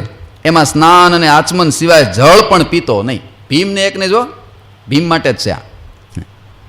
જેને આખા વરનું ફળ લેવું હોય ને એના માટે જેઠ સુધી એકાદશી. આચમન અને સ્નાન કરવા માટે જ ફક્ત પાણીનો ઉપયોગ કરવો, બાકી પાણી પીવું નહીં. એટલે નિર્જળા કરવી. એ ભીમને ઉપદેશ આપ્યો છે. જે માણસ એકાદશીના સૂર્યોદયથી બારસના સૂર્યોદય સુધી જલપાન પણ કરતો નથી તેને પ્રયત્ન વિના બધી જ એકાદશીનું ફળ મળે છે. એટલે એક એકાદશી તો તારે કરવી જ પડશે ભીમ. તું ઊંચો થઈને પડ તો તને બધી એકાદશીનું ફળ મળે. આમાં ભીમ થોડોક ચક્રી તો ખાઈ ગયો. હે પ્રભુ, ભૂખ્યા ન રહેવાય ને તમે પાણી વગેરે રહેવાનું કહો છો. વ્યાસ ભગવાન કે એ રહેવું પડશે તો તને બધી એકાદશીનું ફળ મળે. બારસને દિવસે પ્રાતઃકાળે સ્નાન કરી બ્રાહ્મણને વિધિથી જળ અને સુવર્ણ આપી ભોજન કરાવ્યા પછી નિયમથી પોતે ભોજન કરવું. જો અમુક લોકો એવું માને કે એકાદશીનું વ્રત કરીએ પણ એકાદશીને રાતે 12 વાગ્યા પછી જમી લેવાની છૂટી. અમુક એવું ગલત ફેમીમાં હોય છે ને કરે છે. 12 વાગ્યા સુધી ઉપવાસ કરે ને 12 વાગ્યા પછી રેકડીએ જાય ને ગોટા ખાઈ આવે. એકાદશી કરીને આપણે એવી એકાદશીનું કોઈ ફળ મળતું નથી. જોકે રાત્રિના 12 વાગ્યા પછી પાણી પણ પીવાય નહીં, રેગ્યુલર નિયમિત ભગવાનના ભક્તના નિયમો હોય. કારણ કે રાત્રિના 12 વાગ્યા પછી વરુણદેવની ચોકી હોય છે. જળપાન થતું નથી, સ્નાન પણ ન કરી શકાય, ખવાય પણ નહીં, વિષ થઈ જાય છે, એની વિકૃત અસર શરીરમાં થાય છે. રાત્રિના 12 થી 3 વાગ્યા સુધી નિશાચરોનું પ્રાધાન્યપણું હોય છે. આસુરી તત્વો વિચરણ કરતા હોય છે, ભૂત પ્રેત આદિક. એ સમયની અંદર જે કાંઈ તમે આહાર કરો છો એ આહારનું વિકૃત અસર તમારા શરીરમાં થાય છે, વિષ બની જાય છે. માટે શાસ્ત્રોએ ઋષિમુનિઓએ આદેશ સ્પષ્ટ કર્યો છે કે રાત્રિના 12 થી સવારના 3 વાગ્યા સુધી કાંઈ પણ ખાવું નહીં, પીવું પણ નહીં, પાણી પણ પીવાય નહીં. 3 વાગ્યે સવારે સ્નાન પૂજા કરીને જ મોઢામાં પાણી મુકાય. સ્નાન પણ થાય નહીં 12 થી 3 વચ્ચે. હો, નંદ બાબા ગયા હતા, ખબર છે? ભાગવતમાં આવે છે, નંદ બાબા સવારના 3 વાગ્યા પહેલાં વરુણદેવની ચોકી હતી ને એમાં સ્નાન કરવા ગયા યમુનાજીમાં, અને વરુણદેવ લઈ ગયા પાતાળમાં, વરુણના લોકમાં લઈ ગયા, પછી પાતાળમાં મૂકી આવ્યા. બંધનમાં આવી ગયા હતા વરુણના, કારણ કે વરુણદેવની ચોકી હોય ત્યાં સુધી જળાશયમાં સ્નાન પણ કરી શકાય નહીં. એટલે 12 થી 3 વચ્ચે ક્યારેય પણ સ્નાન પણ ન થાય, પાણી પણ ન પીવાય અને જમી શકાય પણ નહીં. એકાદશીનો ઉપવાસ એકાદશીની સવાર પડે ત્યારથી ચાલુ થઈ જાય અને 12ની સવારે પૂજા કરીને સવારે 3 વાગ્યા પછી ગમે ત્યારે પૂજા થાય અને પછી તમે જળપાન કરી શકો છો. નિર્જળા ઉપવાસ કર્યો હોય તો, નહીં તો ફલાહાર કરી શકો છો. આવો મહિમા છે. હે ભીમસેન, વિધિથી એકાદશીનું વ્રત કરવાથી આખા વર્ષની બધી એકાદશીનું ફળ પ્રાપ્ત થાય છે. તને જા કર. આ વ્રત સાક્ષાત નારાયણે મને કહેલું છે. જેઠ સુધી એકાદશીએ નિર્જળ વ્રત કરવાથી સઘળા તીર્થની યાત્રા દાનથી પણ અધિક ફળ મળે છે. ધન ધાન્ય પુત્ર એ બધાને આપનારી આ એકાદશીનું ફળ છે. એકાદશીને દિવસે નિર્જળ ઉપવાસ કરવાથી કાળા યમદૂતોના દર્શન ક્યારેય થતા નથી. જોકે બધી એકાદશી નિર્જળા કરવાનો જ આદેશ શાસ્ત્રોમાં પહેલાં કરેલો છે. હો, શક્ય હોય સ્વસ્થ શરીર હોય તો બધી એકાદશી નિર્જળા જ કરવી. પણ કદાચ સ્વસ્થ શરીર ન હોય તો ફળાહાર કરીને કરવી. પણ 3 એકાદશી તો અવશ્ય નિર્જળા કરવી. છેવટે પછી સંતોએ એટલી છૂટ મૂકી, 3 એકાદશી વર્ષની એ કહી દીધી તમને. અષાઢ સુધી, ભાદરવા સુધી અને કાર્તિક સુધી આ 3 એકાદશી તો અવશ્ય નિર્જળા કરવી. આ ભીમ એકાદશીનું નામ નિર્જળા છે, પણ નિર્જળા કદાચ ન રહી શકો તો ચાલે ખરું, ફરજિયાત નથી. પણ ફળાહાર કરવું અવશ્ય, અનાજ ન જમાય. એકાદશીના દિવસે નિર્જળા ઉપવાસ કરે અને કાળા યમદૂતોના દર્શન થતા નથી. પણ પીળા વસ્ત્ર પહેરનારા, ચક્રને ધારણ કરનારા વિષ્ણુના દૂતોના દર્શન થાય, એટલે કે ભગવાનના દર્શન થાય છે. ભગવાન એને તેડવા આવે છે, ભગવાનના પાર્ષદો તેડવા માટે આવે છે, યમદૂતો આવતા નથી. જે એકાદશીનું વ્રત કરે છે એને માટે એકાદશીનું વ્રત અવશ્ય કરવું. હે જન્મેજય, એવા વ્યાસજીના વચનો સાંભળી એકાદશીના દિવસે પાંડવો સહિત ભીમસેને પણ વ્રત કર્યું. તેથી આ એકાદશી ભીમ 11 નામથી પ્રસિદ્ધ થઈ છે. જય ભીમનાથ. લ્યો, ભીમભાઈએ એકાદશી કરી ત્યારથી આ એકાદશીને શું કહેવામાં આવે છે? ભીમ એકાદશી. ભીમ જો એકાદશી કરતો હોય તો એની જેવી ભૂખ તો આપણને લાગતી નથી ને. લ્યો, એટલે આપણે તો કરવી જ એકાદશી. હે દેવેશ, સ્ત્રી અથવા પુરુષ જે કોઈ આ એકાદશીનું વ્રત કરે તેના મેરુ પર્વત જેવડા મોટા મોટા પાપો પણ બળીને ભસ્મ થઈ જાય છે. આટલું આ એકાદશી વ્રતનું મહાત્મ્ય છે. પોતાની શક્તિ પ્રમાણે વસ્ત્ર વડે વીટેલા અને તેમાં થોડું સુવર્ણ નાખી જળકુંભનું સુપાત્ર બ્રાહ્મણને દાન કરવું. એકાદશીના દિવસે જો ખાલી ઉપવાસ કરવો એટલું નહીં, ભગવાનનું પૂજન કરવું. જેને વ્યવસ્થા હોય એણે મહાપૂજા કરવી. એટલી વ્યવસ્થા ન હોય તો ભગવાનનું પુષ્પ કંકુ ચોખાથી પૂજન કરવું. એટલી વ્યવસ્થા ન હોય તો તુલસી દલથી પૂજન કરવું. એટલી વ્યવસ્થા ન હોય તો ભગવાનની આરતી ઉતારવી. એટલી વ્યવસ્થા ન હોય તો માળા તો કરવી. ભગવાનનું ભજન કરવું, ભગવાનનું પૂજન કરવું. એ દિવસે સંતોનું પૂજન કરવું. એટલે આપણે એકાદશીનું પૂજન કરીએ છીએ ને, ઠાકોરજીનો અભિષેક ને બધું કરીએ, સંતોનું પૂજન પણ કરીએ. આ દિવસે કરેલું દાન, જપ, હોમ બધું જ અક્ષય થાય છે. અક્ષય એટલે કે ક્યારેય એનું નાશ પામતો નથી, એટલું ફળ થાય છે. એમ શ્રી કૃષ્ણ ભગવાને કહ્યું છે. હે રાજન, જે માણસ એકાદશીના દિવસે અન્ન ખાય છે તે આ લોકમાં ચાંડાલ થાય છે. લો, ચાંડાલનો અવતાર આવે છે. અને પછી અંતે નરકમાં પડે છે. નિર્જળા એકાદશીનું વ્રત કરવાથી બ્રહ્મહત્યા કરનાર, મદ્યપાન કરનાર, ચોરી કરનાર, બ્રાહ્મણનો દ્રોહ કરનાર પણ એના પાપોમાંથી મુક્ત થાય છે. હે રાજન, નિર્જળા એકાદશીના દિવસે શ્રદ્ધા રાખવી, ભગવાનનું પૂજન કરવું, બ્રાહ્મણોને વિવિધ પ્રકારનું ભોજન કરાવવું. ભોજનમાં ફળાહારો પાછું, નહીં તો બ્રાહ્મણો પાસે એમ કે અમને તો છૂટ આપી છે ભગવાને ભોજન કરવાની, એમ કરીને એકાદશી એ પાછું પલોઠાવાળાને બે ન જવું. એકાદશીના દિવસે કદાચ કોઈ બ્રાહ્મણને જમાડે તો બ્રાહ્મણોએ ફરાહાર જ કરવું, અનાજ જમવું નહીં તો અમુક બ્રાહ્મણો અમુક પ્રાંતની અંદર એવું માને છે, અમુક પ્રાંતમાં પૂર્વ બાજુ, કે અહીંયા તો એકાદશીની ઊંધી ટાંગી છે એટલે અહીંયા વ્રત ન કરો તો હાલે. જગન્નાથપુરી બાજુ પણ એ ન હાલે, એકાદશી તો બધે કરવી પડે. અને બ્રાહ્મણોને ફળાહારનું ભોજન કરાવવું, હું સ્પષ્ટતા કરું, અહીંયા ભોજન લખ્યું પણ ફળાહારનું ભોજન કરાવવું. અને ઉત્તમ દક્ષિણા આપીને પ્રસન્ન કરવા. જો બ્રાહ્મણો પ્રસન્ન થાય તો સાક્ષાત નારાયણ પણ પ્રસન્ન થાય છે. બ્રાહ્મણોમાં સંતો અને બ્રાહ્મણો બધા આવી ગયા, કારણ કે સંતો પણ દ્વિજ કહેવાય છે. સંતો પણ દ્વિજ કહેવાય છે, એટલે સંતો અને બ્રાહ્મણોને રાજી કરવા દિવસે પૂજન કરી. જે માણસો આ એકાદશીના દિવસે ઉપવાસ કરે છે, નારાયણનું પૂજન કરે છે, દાન આપે છે, રાત્રે જાગરણ કરે છે, તેના સેંકડો વંશજો વૈકુંઠ ધામમાં જાય છે. ઓહો, ભગવાનનું ધામ પામે છે વંશજો પણ એના. એકાદશીના દિવસે સુપાત્ર બ્રાહ્મણને અન્ન, વસ્ત્ર, શૈયા, ગાય, આસન અને કમંડલનું દાન કરનાર અવશ્ય વિમાનમાં બેસીને સ્વર્ગમાં જાય છે. લો, બ્રાહ્મણનો મહિમા છે. એકાદશીએ બ્રાહ્મણનું પૂજન કરવું. લક્ષ્મણ દાદા, એકાદશીએ એવું રાખવું, સંતોનું પૂજન તો તમે કરતા જ હો, પણ એવી પવિત્ર તિથિઓ આવે ને ત્યારે બ્રાહ્મણનું પણ પૂજન કરવું. બ્રાહ્મણને પણ યથાશક્તિ જે કાંઈ રાજી કરી શકો, દક્ષિણા આપવી અથવા વસ્ત્ર આપવું. વર્ષમાં એકાદ દિવસ તો એવો રાખો, સારો વાર તહેવાર હોય ને ત્યારે બ્રાહ્મણોનું, સંતોનું તમે અવારનવાર કરતા જ હો પૂજન, રસોઈ પણ આપતા હો, પણ એકાદ બે વાર વર્ષમાં સુપાત્ર બ્રાહ્મણને પણ જમાડવા, સુપાત્ર બ્રાહ્મણને દાન આપવું. જો બ્રાહ્મણોનું પૂજન કરો તો ભગવાન રાજી થાય છે. ભગવાન શ્રી બ્રાહ્મણને બહુ સાચવતા, મહારાજ સાચવતા ને, બ્રાહ્મણોને બહુ સાચવતા. શાસ્ત્રોમાં એવું લખવામાં આવ્યું છે કે બ્રાહ્મણ કદાચ કુપાત્ર હોય, બ્રાહ્મણ કદાચ અધર્મ કરનાર હોય તો પણ એ દ્વિજ છે એટલે એનો મહિમા છે. એનું કરેલું એને મુબારક, પણ તમારે તો એને રાજી કરવા. તમે ભલે એ તમારા આપેલા પૈસાથી કદાચ એ કુકર્મ કરશે તો એમ પૈસા ન આપો, પણ ખવડાવો તો ખરા, ભોજન તો કરાવી શકો છો ને. ભોજન તો કરાવવું, બ્રાહ્મણને રાજી કરવા, કારણ કે બ્રાહ્મણો મુખમાં સિદ્ધ રાજન, બ્રાહ્મણ છે ભગવાનનું મુખ છે, એટલે બ્રાહ્મણને જમાડવા, રાજી કરવા. જે માણસ સર્વ પાપોનો નાશ કરનારી એકાદશીનું વ્રત કરે છે તે સર્વ પાપોથી મુક્ત થઈ મોક્ષ પદને પામે છે. આવી રીતે મહાભારતમાં અને પદ્મ પુરાણમાં જેઠ શુક્લ પક્ષની નિર્જળા એકાદશીનું મહાત્મ્ય કહ્યું છે. ઇતિ શ્રી પદ્મપુરાણે જ્યેષ્ઠ શુક્લ નિર્જળા એકાદશી મહાત્મ્યમ સંપૂર્ણમ. સ્વામિનારાયણ ભગવાનની જય. શ્રીપતિમ શ્રીધરમ સર્વદેવેશ્વરમ ભક્તિધર્માત્મજમ વાસુદેવમ હરે માધવમ કેશવમ કામદમ કારણમ શ્રી સ્વામિનારાયણમ નીલકંઠમ ભજે.